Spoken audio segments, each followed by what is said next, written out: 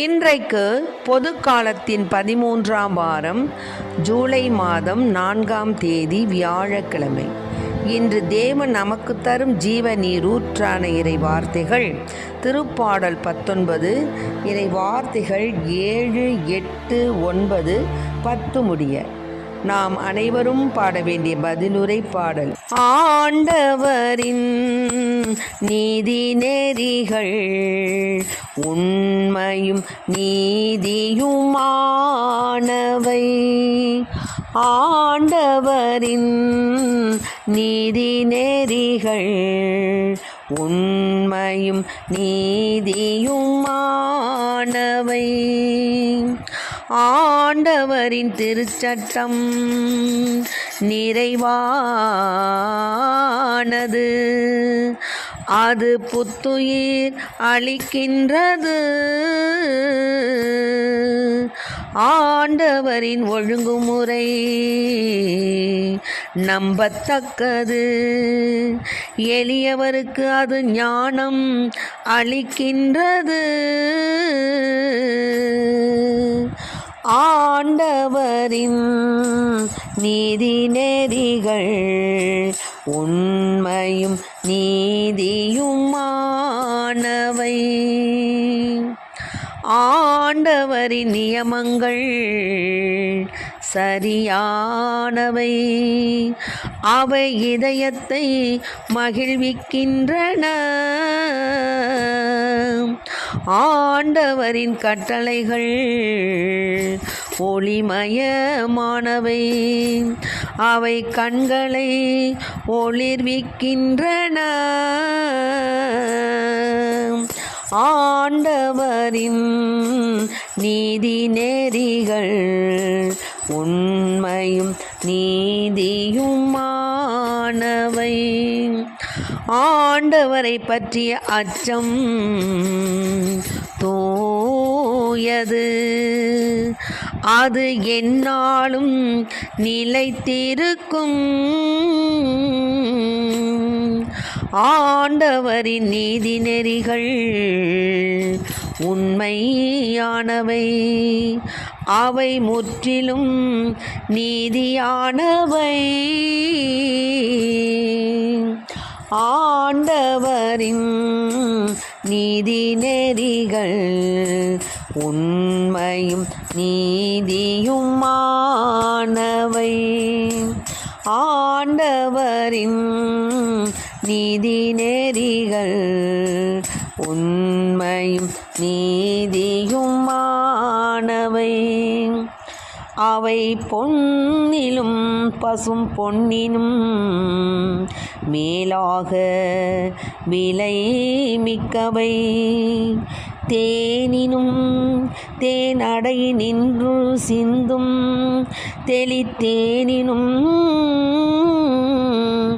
இனிமையானவை. அவை பொன்னிலும் பசும் பொன்னினும் மேலாக விலை மிக்கவை. தேனினும் தேன் அடையினின்றும் சிந்தும் தெளித்தேனினும் இனிமையானவை.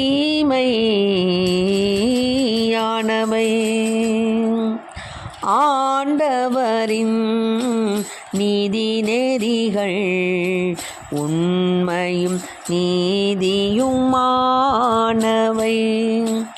ஆண்டவரின் நீதி நெறிகள் உண்மையும் நீதியுமானவை.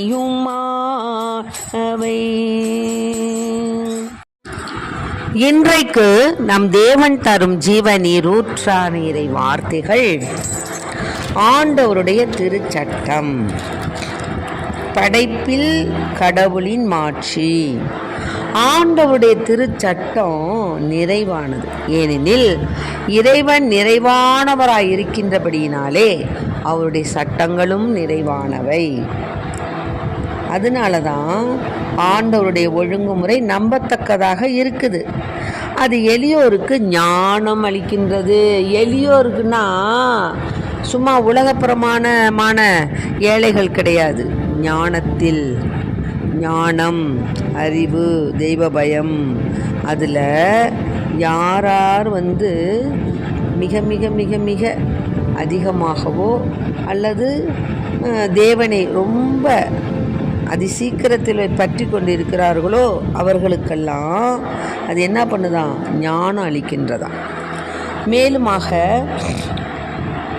2 கொரிந்தியரில் 5:19 வார்த்தை, கடவுள் கிறிஸ்துவின் வாயிலாக உலகினரை தம்மோடு ஒப்புரவாக்கினார், அவரே அந்த ஒப்புரவு செய்தியை எங்களிடம் ஒப்படைத்தார். இதுதான் கடவுளுடைய அந்த உண்மை. கடவுள் கிறிஸ்துவின் வாயிலாக உலகினரை தம்மோடு ஒப்புரவாக்கினார். யார் வழியாக? கிறிஸ்து வழியாக. யாரை? நம்மளை யாரோடு? அவரோடு ஒப்புரவாக்கினார்னா என்ன அர்த்தம்? ஒன்றுபடுத்தினார், தூய்மைப்படுத்தினார், ஒன்றாக்கினார்னு அர்த்தம். அவரே அந்த ஒப்புரவு செய்தியை எங்களிடம் ஒப்படைத்தார். அவரே தான் இந்த செய்தியை எங்களிடத்தில் கூறினார் அப்படின்னு 2 கொரிந்தியருக்கு எழுதிய நூலில் 5:19 வரை சொல்லப்பட்டிருக்கிறது. இதே தான் ஆண்டவர் இந்த மத்தேயு எழுதிய நற்செய்தி 9 என்ன சொல்கிறாருன்னா, மகனே, யாருக்கிட்ட? முடக்குவாதமுற்றவரிடம். இயேசு அவர்களுடைய நம்பிக்கையை கண்டு, எப்படின்னா, ஏசப்பா படகேறி மறுக்கரைக்கு போனார். அப்போ போய் அவருடைய சொந்த நகரை அடைஞ்சார். அப்போது சிலர் என்ன பண்ணாங்க? முடக்குவாதமுற்ற ஒருவரை கட்டில் கிடத்தி இயேசு அவருக்கு முன்னாடி கொண்டாந்தாங்க. அப்போ அவர்களுடைய நம்பிக்கையை கண்டு என்ன பண்ணார் இயேசு? மகனே, துணிவோடிரு, உன் பாவங்கள் மன்னிக்கப்பட்டன. இதுதான் ஆண்டவருடைய நீதி நெறி என்றார். அப்பொழுது மறைநூறு அறிஞர்கள் இவன் கடவுளை பழிக்கிறான் அப்படின்னு சொல்லிக்கிட்டாங்க. அப்போது அவருடைய சிந்தனைகளை இயேசு அறிந்து சொன்னார், நீங்கள் ஏப்பா உள்ளங்களை தீயதையே சிந்திக்கிறீங்க, நல்லதை சிந்திங்கப்பா. உன் பாவங்கள் மன்னிக்கப்பட்டன என்பதா, எழுந்து நட என்பதா? எது எளிது சொல்லுங்க? மண்ணுலகில் பாவங்களை மன்னிக்க மானிட மகனுக்கு அதிகாரம். இதுதான் ஆண்டவருடைய நீதி நெறி. மானிட பாவங்களை மன்னிப்பதற்கு இறைவனுக்கு அதிகாரம் உண்டு. எனவே அவர் முடக்குவாதமுற்றவரை நோக்கி, நீ எழுந்து உன்னுடைய கட்டிலை தூக்கி கொண்டு வீட்டுக்கு போ அப்படின்னு சொன்னார். அவன் என்ன பண்ணிட்டாரு? உடனே எழுந்து தனது வீட்டுக்கு போனார். இதை கண்ட மக்கள் அச்சமுட்டனர். இத்தகைய அதிகாரத்தை மனிதருக்கு அளித்த கடவுளை போற்றி புகழ்ந்தனர். ஆக கடவுளுடைய நீதி நெறிகள் உண்மை நீதியானவைங்கிறத நம்ம புரிஞ்சுக்கிட்டோமா? அதனால தான் நாம் என்ன செய்யணும்? கடவுள் மீது நம்பிக்கை கொண்டவர்களாக இருக்கணும். இந்த முடக்குவாதமுற்ற ஒருத்தரை கட்டில் தூக்கி போட்டுக்கிட்டு வந்தாங்கன்னா என்ன அர்த்தம்?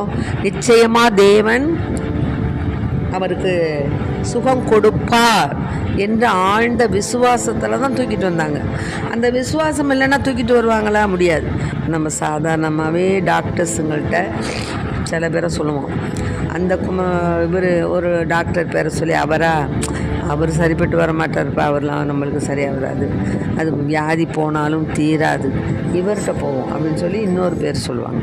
அவர்கிட்ட போயிட்டு வந்தோன்னே முக்கால்வாசி அவங்களுடைய மென்டல், அதாவது அந்த அவங்க சிந்தனையில் இருத்தி வச்சுருந்தது தான் அவங்க செயலில் காமிச்சு அந்த நற்சுகம் பெற்றாங்க. அது மாதிரி தான் அவர்கள் நம்பிக்கையோடு வந்தார்கள்.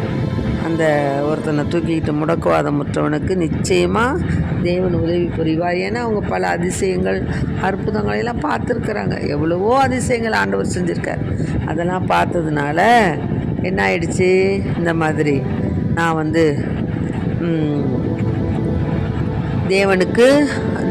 தேவன் நிச்சயமாக சுகப்படுத்துவார் என்ற ஆழ்ந்த நம்பிக்கையில் தான் முடக்குவாதமுற்றவனால் ஒன்றும் செய்ய முடியாது, நடக்க முடியாது, நிற்க முடியாது, உட்கார முடியாது. முடக்குவாதம்னா என்ன? அந்த எலும்புகள் எல்லாம் முடங்கி போகிறது. அப்படிப்பட்டவனுக்கே தேவன் என்ன செய்தார்? விடுதலையை கொடுத்து சுகத்தை கொடுத்தார். ஆகவே அன்பார்ந்த பிள்ளைகளை நாம் எல்லாருமே என்ன செய்யணும்?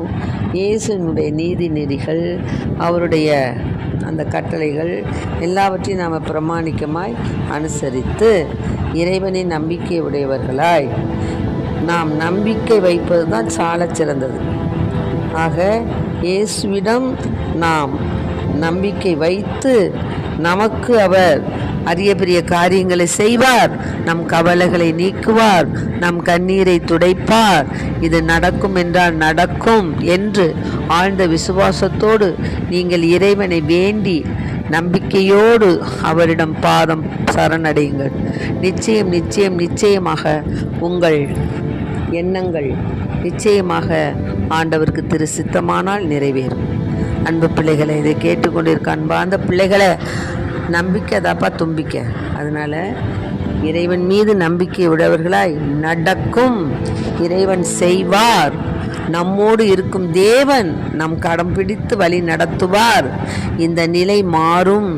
நிச்சயமாக தேவன் நமக்கு உதவுவார், ஆபத்தில் உதவுவார், அதிசயம் செய்வார் என்ற ஆழ்ந்த நம்பிக்கையோடு இறைவனை நம்பிக்கை கொண்டவர்களாய் நம் மனதில் உள்ள குற்றம் குறைகளுக்காக நொறுங்குண்டவர்களாய் நாம் இறைவனை தேடி அவருடைய ஆசிரை பெறுவோம். ஆமென்.